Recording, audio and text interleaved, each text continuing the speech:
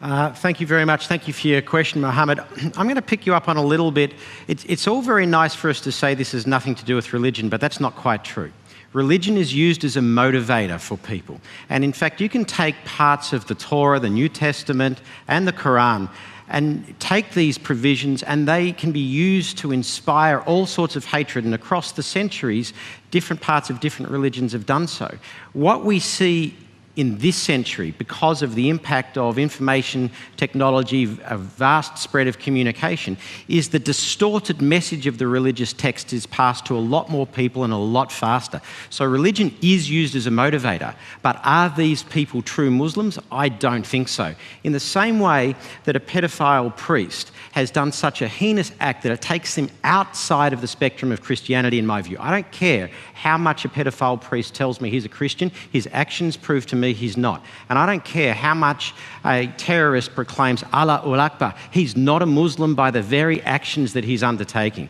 But we need to be aware that religion is being used as a motivator. And that's part of what I was talking about earlier, about setting up the world of who is the us and who is the them.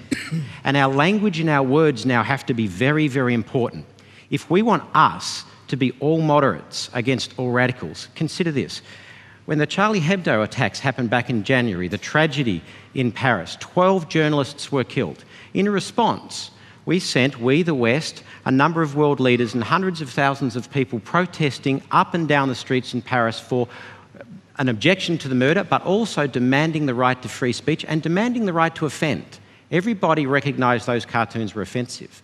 Yet a few weeks earlier, 132 children and 9 teachers, including a friend of mine, were butchered in a school in Peshawar in Pakistan because the children had committed the sin of being the children of military officers who are fighting the radicals that we too are also fighting.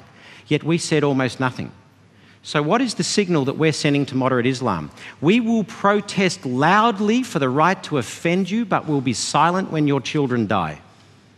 Is this the way that we create a collaborative partnership with moderate Islam? And you want to know something? I really don't like the term moderate Islam. I would prefer to say real Muslims.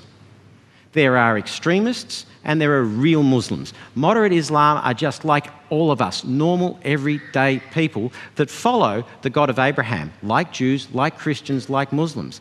But the terrorists have stepped so far out of that, I don't think it's valid to call them Muslims. I don't think it's valid to say they're religious.